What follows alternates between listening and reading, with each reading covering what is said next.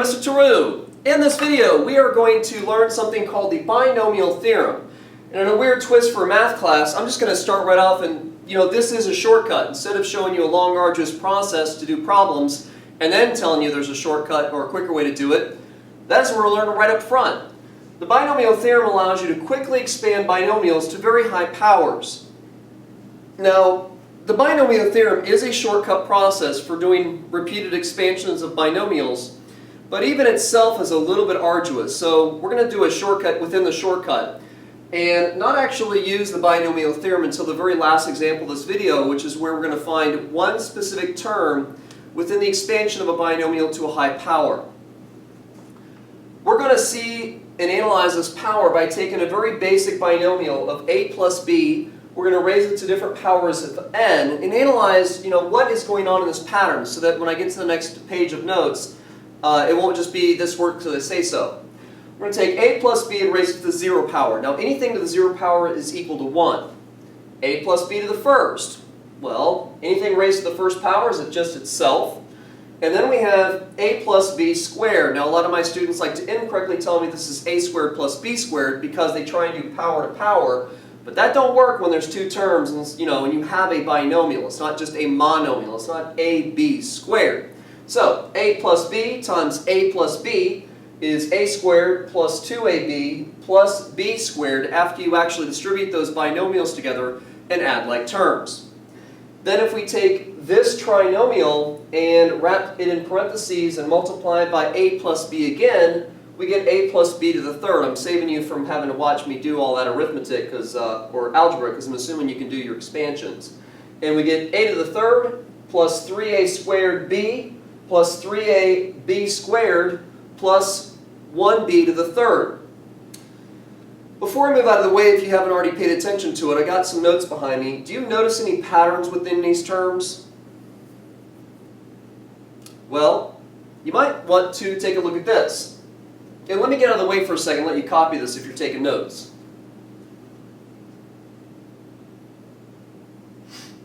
Okay, so as we look through here, look at how the first term starts at the highest power n and then counts down, whereas the second term's exponents are counting up. So when we take a look at a plus b to the third, the first term being a, its exponent is counting down in values. I put in the wrong thing, there's a 1. So we have a to the third, a to the second, a to the first, and then a to the 0 power is 1, so it appears to disappear.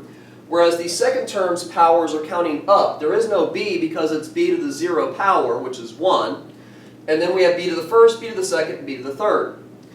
The sum of the exponents also add up to the power. This is being raised to the n power of 3, and we have an exponent of 3. Well, then we have an exponent of 2 and 1, and 2 plus 1 equals 3. 1 plus 2 equals 3, and then finally we just have the exponent of 3. So within each term, the exponents are going to add up to whatever power you're raising the binomial to. I've got some numbers highlighted here in blue, and I'm going to do a quick screen next and show you what kind of triangle these are from. And let's see here, we got 1 and 1 is 2, 1 and 2 make 3. It seems like we might be adding, this is called Pascal's Triangle. I'll highlight another screen here without all the variables in here. But if I take this row and notice that the first term, all these have coefficients of 1, and 1 and 1 make 2, 1 and 2 make 3, so 1 and 3 make 4. Basically what I'm doing here is I'm extending this pattern one more line to show you just how quickly you can expand a binomial to a power. 3 and 3 make 6, 3 and 1 make 4, and then finally we end with a coefficient of 1. And using the patterns that I have here highlighted in yellow, well, the first term's exponent is going to start at n and count down. So we have a to the fourth, and a to the third, and a to the second, a to the first, and then finally a to the 0 power, which is 1. The second term's exponents will start at 0 and count up, so there'll be no b in the first term, and then b to the first, b to the second, b to the third, and b. Now, I just did an expansion. I just raised a plus b to the fourth without even actually given you the binomial theorem yet by just simply noticing the pattern that's happening with the exponents and with these blue numbers using something called Pascal's Triangle. If you didn't catch that pattern, we'll take just 2 minutes and look at that before we actually move on to the formula and an example that's a lot more complicated than just this for expanding the binomial, and then we'll move on to the actual binomial theorem and finding one term within an expansion. Okay, so we have Pascal's triangle. It's got, I got started off at 1, 1, 1, 1, 2, 1, 1, 3, 3, 1, 1, 4, 6, 4, 1, and then 1, 5, 10, 10, 5, and 1. Now, Pascal's triangle has other applications in mathematics, but what it's doing here is it's, within that previous example I just erased, it was the sort of generic leading coefficients or the generic coefficients of all those terms in our expansion. So, we are going to, in the terms of expanding binomials, recognize this as when I take a binomial and raise it to the 0 power, I get 1. When I had that a plus b binomial and I raised it to the first power, I had 1a plus 1b, and so on. So if I wanted to, raise a binomial to the 5th power, then I would start my triangle off, and these little triangular, or these sort of arrows here I have in white, or lines, are showing you how you can quickly, through just simple addition, make another line within Pascal's triangle. 1 and 2 make 3, 3 and 3 make 6, 1 and 4 make 5, and so on. So I have my generic coefficients for expanding a binomial to the 5th power right here. And if I wanted to expand or raise a binomial to the 6th power, I could just come through here and go, start at 1, 1 and 5 make 6, and then 15, 20, 15, 6, and 1. So let's do an example. I haven't actually shown you the binomial theorem yet. I'm just going to take 2x minus 4, or excuse me, minus y raised to the 4th power and expand this binomial simply by using the pattern from Pascal's triangle and that situation that we saw with the first term's exponents counting down and the second term's exponents counting up.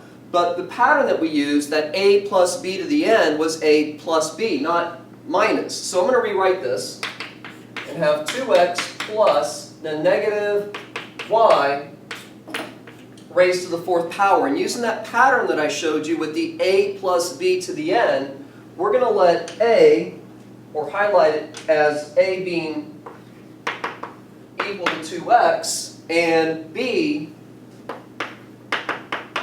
being negative y. I kind of ran out of space there, but there is a negative y there. So, let's see. 4th power, so that's going to be the 1, 2, 3, 4, 5th line in Pascal's triangle. So my generic or initial coefficients are 1, 4, 6, 4, and 1.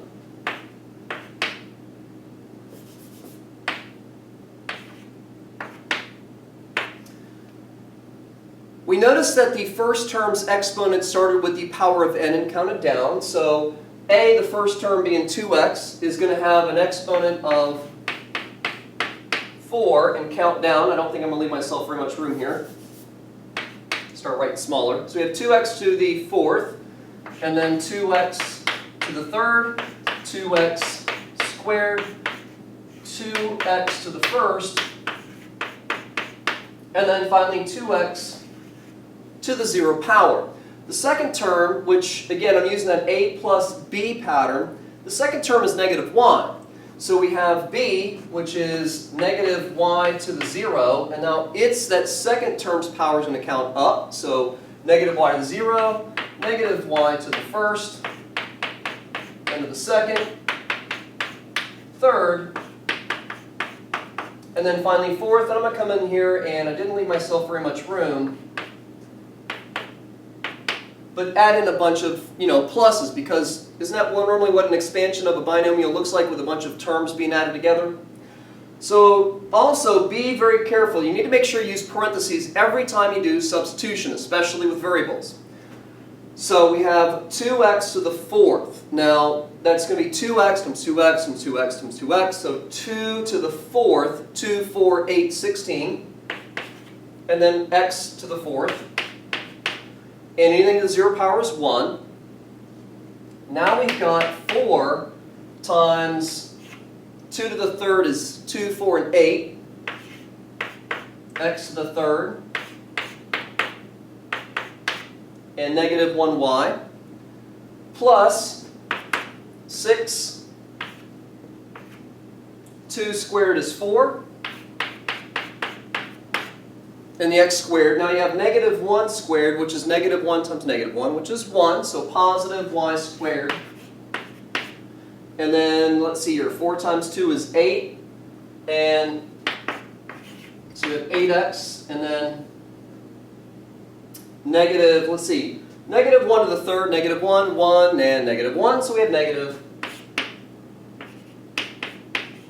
y to the third. And then finally, a negative number being raised to an even power, of course. Negative 1 and negative 1 is 1. Another negative 1 is negative 1. And finally, we get back to positive 1. So we have plus y to the fourth. Okay, well, what else do we have? I left some space because I was just trying to show you those negative y values, those negative terms, when they have an odd power, that negative is not going to get canceled away. So we finally have 16x to the fourth plus 4 times 2 is 8, or excuse me, 4 times 8 is 32, and then it's negative 32. So let me take that out. Put negative 32 x to the third y. And we have 6 times 4 is 24. And then finally we have 8 times negative 1 is negative 8.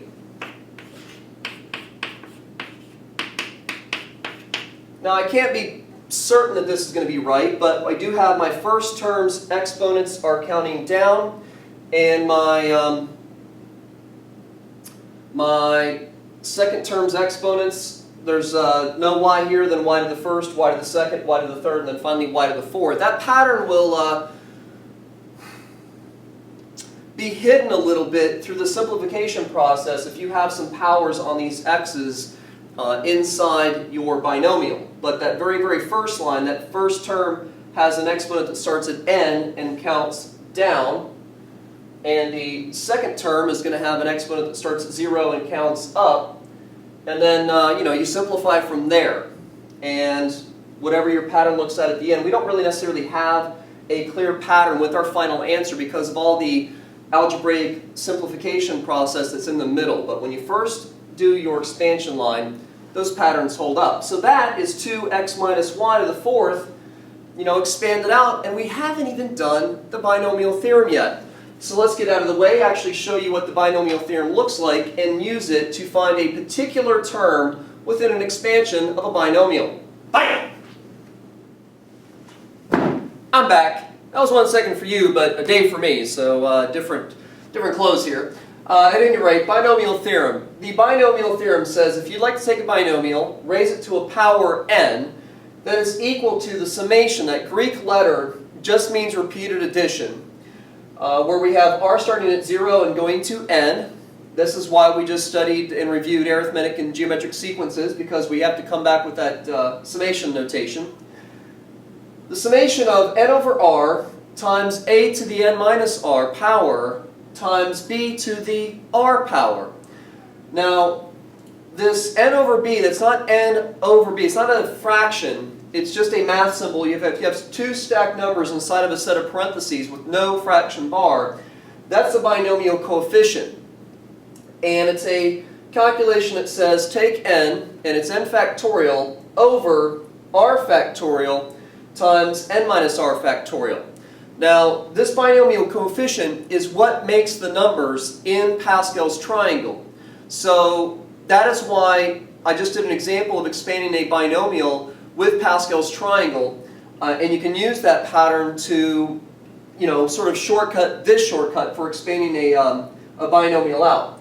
And so notice that n is the power of the binomial again. The first term a has exponents counting down, because when you have summation notation, this is the lower index, you're going to let r start at 0 and then count up by 1 until you get to the upper limit of n. And the second term b has an exponent of r. So I've got an example down here, 3x plus 2y to the 7th power. And this time I've shown the expansion with the binomial coefficient not worked out through each of these terms. And we can see again that first exponent counting down, 7, 6, 5, 4, and so on. And the second term's exponent counting up, 0, 1, 2 here, 3, 4, and so on. And all these little plus signs that we have in between these terms are due to this summation symbol. Now I just did one of these examples, so I don't want to completely rework this again. Just be aware that all of these blue parentheses you would have to be working out this binomial coefficient. But remember, Pascal's triangle, this is what makes Pascal's triangle. So we don't actually have to do these calculations by hand. Only time we're really going to do this calculation and really pay attention to this formula and the binomial coefficient and work it out all by hand is when we want to find a particular term of an expansion of a binomial. Now I've written the entire expansion out here. So I can go 1, 2, 3, okay, this is going to be my fourth term, but what if it was to the 20th power and I wanted the 17th term? You know, like how do you actually work this out without having to do this full expansion to find that one particular term? Well, I would read this and go, my first term is 3x, so A is 3x. My second term is 2y. Now there's a plus in the middle, so I'm not going to change the sign like I did in the previous example. And A is equal to 2y. N is the power of the binomial, the power that you're raising the binomial to, so n is going to be equal to 7. And then r, by the binomial theorem, where r is the lower limit of 0, r being the exponent on the second term of the binomial, and you can see the expansion here. My second term is 2y, and r starts at 0, then it goes up to 1 and 2 and so on. The r value is the lower limit, the lower of this summation symbol, and we count up to n. So if you're looking at the fourth term, r is going to be 0 for the first term, 1 for the second term, and then 2, and then 3 for the fourth term. So r is going to be equal to 3. So I would identify those four variables and then just pop into this formula and work it out. So we have, let's do all the work in yellow. We have the fourth term, so that's going to be n, which is 7, over r, which is 3, times the first term, which is a, so again it's going to be 3x, to the n minus r power, so it's going to be 7 minus 3. Don't use that 4, it's an easy mistake to make that, easy place to make that mistake. And then the second term, or b, of 2y, raised to the r power, and again r is equal to 3.